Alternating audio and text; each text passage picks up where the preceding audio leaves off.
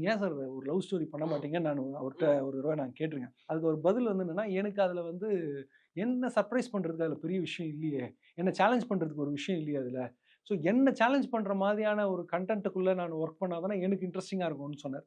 எ அ இப்போ நீங்க ஒரு ஸ்டூடெண்ட்டா உங்களுக்கு அது எவ்வளோ பெரிய ஆ லேர்னிங்கா இருக்கும். ஓகே. ஓகே. என்ன சர்ப்ரைஸ் பண்ணணும். என்னையே அது சர்ப்ரைஸ் பண்ணலனா, ஆடியன்ஸ் எப்படி சர்ப்ரைஸ் பண்ணும்? ஓகே. ஸோ இப்படி தான் அவரு அணுகுறாரு. அதே மாதிரி மானிட்டர்ல போய் உட்கார்ந்தாருன்னா, போய் பார்த்தாருன்னா, எனக்கு ஒரு சீன் வந்துட்டு படத்துல கிடையாது. ஹரி வந்து என்னன்னா, ட்ரக் எடுத்துட்டு வருவான். ஜெயிலுக்குள்ள எடுத்துட்டு ஜெயிலுக்குள்ள. வருவாரு. ஆமா இருக்குன்னு நெனைக்கிறேன். அ அது அது ஷூட் பண்ண விதம் வந்து பார்க்கவே முடியாது. அவன் வந்து வெளிய எடுத்து வாஷ் பண்ணி அத வைப்பான். நெறைய கூட்டம் வரும். ஆமா இருக்கு அந்த ஷாட். வேஷ்டில போட்டு உள்ள வேஷ்டில போட்டுருப்பாரு. இல்ல. ஆ. உள்ள வச்சு ஓகே, எடுத்துட்டு ஓகே, வருவான். ஓகே. சரியா? ஸோ இப்படி அத எடுத்து உள்ள இருந்து ட்ரக்ஸ எடுத்து வாஷ் பண்ணி இது ஓ! சாப்பிடணும். ஓகே. ஓகே. இது வந்து ராவா இப்படி மானிட்டர்ல மானிட்டர் பின்னாடி நான் இப்படி நின்னுட்டு இருக்கேன். என்னால பார்க்கவே முடியல. இப்படி குனிஞ்சுக்கிறேன் அந்த சீன பார்க்கும்போது. சார் வந்து இப்படி பார்த்துட்டே இருந்தாரு. இதெல்லாம் சென்சார்ல போயிடும்பா அப்படின்னு சொல்லிட்டு எந்திச்சு போயிட்டே இருந்தாரு. ஓ!